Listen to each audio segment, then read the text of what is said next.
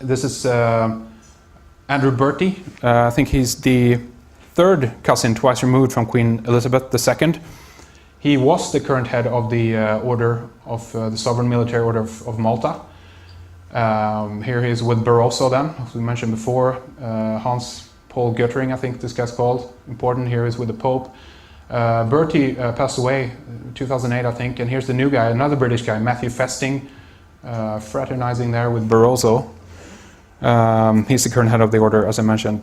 Interesting. And the Knights of Malta have their headquarters on Aventine Hill, one of the 7 hills in Rome as well. If we read from the Encyclopedia of Freemasonry by Albert G. Mackey, a 33rd degree Mason, he writes, "The Knights of Malta are the military of the Pope and are sworn to total obedience by blood oath, which is taken extremely serious and to the death. The Pope, as the head of the Vatican, is also the head of the foreign national power." And we have this whole story of Blackwater popping up here as well. I don't know if you're aware of that.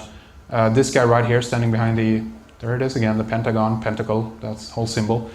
The former Pentagon Inspector General, Joseph Edward Schmitz, he quits in 2005 after he promoted the whole fraudulent, weapons of mass destruction thing.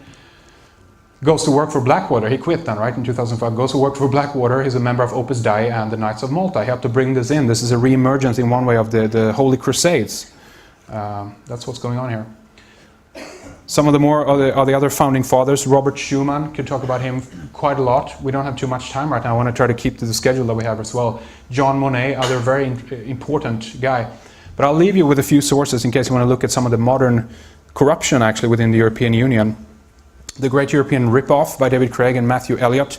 Fantastic expose of, as I mentioned, the modern corruption, the wasteful nature actually of the European Union. Martha Andreasen, lovely lady. We had her on our radio program, by the way. You can go and listen to the full hour interview we did with her in terms of her book and what she's been up to. Brussels laid bare. She was chief accountant to the EU and refused to sign off the accounts because she felt that the EU was, their accounting system was an open till waiting to be robbed. There was so much corruption there. She quit. It's a whole story about that too. Check it out on the website. Blowing the Whistle, Paul von Buitenen, also showing the corruption in the European Commission, mostly through the use of fictitious and questionable contracts with outside consultants. Finally, The Great Deception, Christopher Booker, Richard North, also very interesting. Some of it goes into a little bit more on the background in terms of that.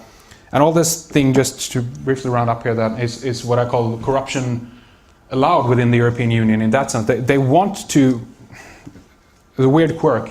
We're working on a DVD to put this all together for you in terms of the modern corruption of the EU as well. So many things that I haven't had time to talk about. We just looked at the symbolism and some of the background.